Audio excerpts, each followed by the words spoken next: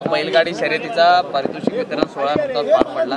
एक स्मरणीय अनुभव आपला होता, काय सांगाल त्या संदर्भात? खरं म्हणजे माझ्या जीवनामध्ये पहिल्यांदा बैलगाडा शर्यत एवढ्या मोठ्या भव्य दिव्य प्रमाणामध्ये चंद्रार पाटील यांनी आयोजित केली होती।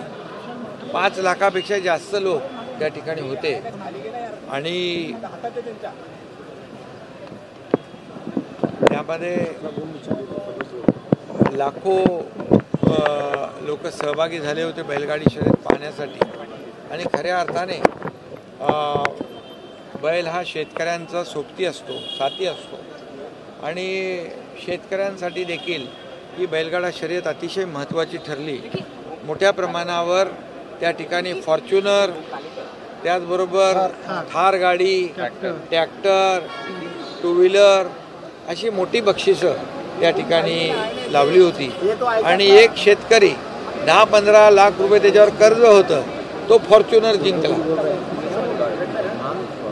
आणि त्याच्यामध्ये पहिल्यांदा लाडक्या बहिणींचा सहभाग देखील या बैलगाडा शर्यतीमध्ये होता, हा देखील इतिहास होता। श्वानांची शर्यत होती, म्हणजे बैल हा आपला शेतकऱ्यांचा मित्र आणि श्वान हा शेतकऱ्यांचा प्रामाणिक मित्र, अशा शर्यती त्या ठिकाणी रंगल्या होत्या। आणि चंद्रार पाटील यांनी अतिशय उत्तम आयोजन त्याचं केलं त्याबद्दल, आणि आज बक्षीस समारंभ होता। मी मनापासून सगळ्यांना ज्यांना पारितोषिक मिळाले, जे विजेते आहेत, त्यांचं अभिनंदन करतो। बिबट्यांचा प्रश्न प्रामुख्याने महत्त्वाचा आहे। अजित पवारांचं असं म्हणणं आहे की वन खात्यानं असं कळवलंय की हे बिबटे काही जंगलातले नाही आहे, त्यांची पैदाशी दिवसांमध्ये झालेली आहे। नाही, आज मुख्यमंत्री महोदयांच्या अध्यक्षतेखाली एक महत्त्वाची बैठक झाली। अजितदादाही होते आणि आम्ही सगळेच होतो। त्यामध्ये जे काही पुणे जिल्ह्यामध्ये जुन्नर असेल, शिरूर असेल, पारनेर असेल, अहिल्यानगर असेल, या अनेक ठिकाणी बिबट्यांची जी दहशत पसरलेली आहे आणि लोक भयभीत झालेले आहेत। मी स्वतः त्या ठिकाणी व्हिजिट करून आलो आणि दिवसा ढवळ्या बिबटे तिकडे फिरताना लोक पाहत आहेत। त्यामुळे आजची बैठक अतिशय महत्त्वाची होती आणि त्यामध्ये जो बिबट्या गावठाणाकडे, घराकडे, या ठिकाणी शेतीकडे येतो आणि त्याला तात्काळ जेरबंद करण्याचा निर्णय झालेला आहे। ट्रँग्युलाइज करणं आणि त्याला जेरबंद करणं, यासाठी निवारा केंद्र वाढवणं हाही निर्णय झालेला आहे। त्याचबरोबर जो नरभक्षक आहे, त्याला नरभक्षक बिबट्याला दिसताक्षणी गोळ्या घालण्याचाही निर्णय झालेला आहे। आणि कुठल्याही परिस्थितीमध्ये माणसाचे जीव वाचले पाहिजे।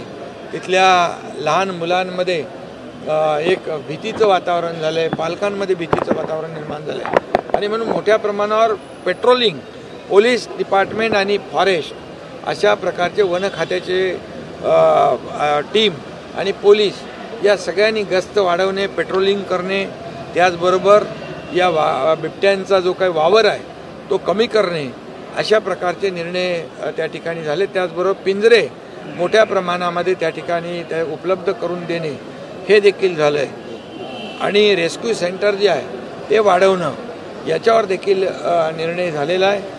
आणि मला वाटतं की ही जी काही टीम आहे, फॉरेस्टची टीम, त्याला बेशुद्ध करण्याचं, ट्रँग्युलाइज करण्याचं जी काही प्रक्रिया आहे, यासाठी देखील मोठ्या प्रमाणावर मॅनपॉवर आणि जी काही यंत्रणा आहे ती उभी करण्याचा निर्णय झालेला आहे।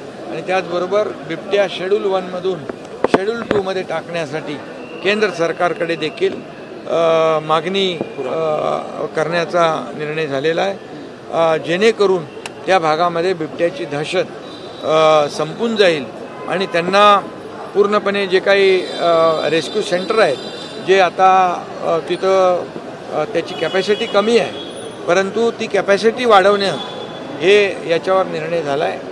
आणि त्यासाठी जे जे काही करावं लागेल ते शासन करेल। लोकांचा जीव बिलकुल महत्त्वाचा आहे, लोकांचा जीव वाचवणं याला प्राधान्य शासन देईल. ठाणे महानगरपालिकेमधनं BSEBची जे घर प्रकल्प आहे त्यामध्ये मुद्रांक शुल्कमध्ये अधिभार सवलत जाहीर केलेली आहे. जवळपास 6,343 गरीब कुटुंबियांना याचा फायदा होणार आहे. BSEBची घरं जी ठाण्यातली आहे 6-7 हजार, त्यांना 1% स्टॅम्प ड्युटी भरावी लागत होती. परंतु निर्णय आपण घेतलेला आहे की आता त्यांना फक्त जवळ 56,000 ते 1,34,000 पर्यंत ती रक्कम होत होती. पण आता फक्त 100 रुपयामध्ये त्यांना हे रजिस्ट्रेशन होणार आहे. त्यामुळे लाखो रुपयांचा फायदा सर्वसामान्य BSEBमध्ये घरामध्ये राहणाऱ्या नागरिकांना होणार आहे.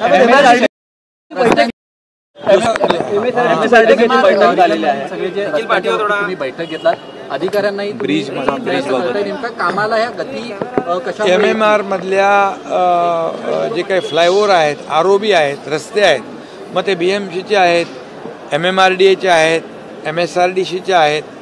या सर्व जे रस्ते आणि फ्लायओव्हर आहेत, हे फ्लायओव्हर वर जे काही खड्डे आणि पावसामुळे जी काही त्याच्यावर जी काही प्रक्रिया करणं आवश्यक आहे रिसर्फेसिंगची, ही युद्ध पातळीवर रिसर्फेसिंग करण्याच्या सूचना मी दिलेल्या आहेत.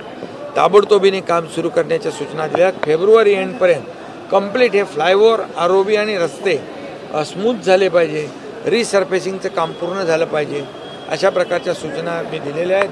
आणि त्यामध्ये एक मॉनिटरिंग सिस्टीम, एक कक्ष देखील या ठिकाणी नगरविकास विभागाच्या माध्यमातून याच्यावर देखरेख करेल आणि क्वालिटीचं काम या ठिकाणी होईल आणि लोकांना त्याचा फायदा होईल. बाबा सिद्दीकी प्रकरणातील आरोपी अनमोल बिश्नोईला आणलं जात आहे भारतात. जे महायुतीमधले जे इतर पक्षांचे कार्यकर्ते जात आहेत, याच्यामुळे ही नाराजी होती का? नेमकं काय झालं? नाही, आज मुख्यमंत्री महोदयांच्या बरोबर आमची चर्चा झाली, बैठक झाली आणि त्या बैठकीमध्ये महायुती मजबूत झाली पाहिजे. महायुतीमध्ये कुठेही मतभेद होता कामा नये, महायुतीला कुठेही गालबोट लागू नये. आणि म्हणून आम्ही महायुतीने लोकसभा लढलो, महायुतीने विधानसभा लढलो, महायुतीने आपण विधानसभा लँडस्लाईड विक्ट्री यश प्राप्त केलेलं आहे. आणि त्यामुळे कुठेही वातावरण या स्थानिक स्वराज्य संस्थांमध्ये बिघडू नये, खराब होऊ नये, अशा प्रकारची भूमिका मुख्यमंत्री महोदय आणि माझी दोघांची आहे. आणि त्यामुळे यामध्ये मुख्यमंत्री महोदयांनी देखील सांगितलेलं आहे की आता जे इंटरनल जे प्रवेश आहेत, शिवसेना भाजप, भाजप शिवसेना किंवा महायुती, हे कुठल्याही परिस्थितीमध्ये घेतले जाऊ नये.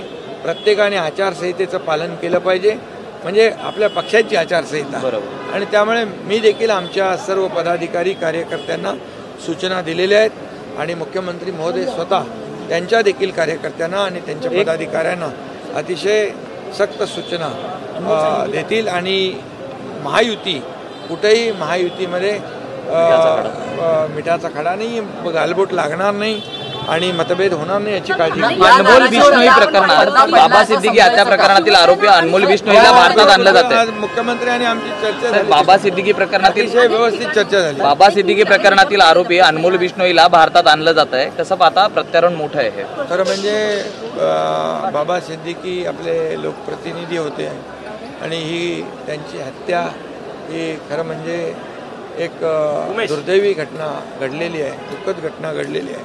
आणि म्हणून जी काही हत्या, पोलीस त्याचा तपास करतात, गृह विभाग तपास करतात, मुख्यमंत्री महोदय स्वतः त्यामध्ये लक्ष घालून आहेत.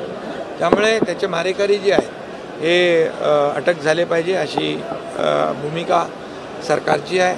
त्यांच्या कुटुंबियांची देखील तीच भावना आहे की ज्यांनी त्यांची हत्या केली आहे त्यांना सजा झाली पाहिजे. सर पीएम मोदी और अमित शाह दोनों ने इस बात को ऐसे में अनमोल बिश्नोई को भारत वापस लाना एक बड़ी प्रक्रिया है भारत सरकार की तरफ से. प्रधानमंत्री नरेंद्र मोदी जी और गृह मंत्री अमित भाई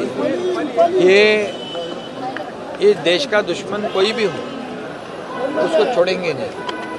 पाकिस्तान को भी ऑपरेशन सिंदूर के माध्यम से जिन्होंने पहलगाम का हमला किया है उनको भी मुंह तोड़ जवाब दिया है, घर में घुसकर मारने का काम किया है. ये नया भारत है, इसलिए इस देश में हमारे किसी भी राज्य में ऐसी कोई भी दुर्घटना हो तो आरोपी कोई भी हो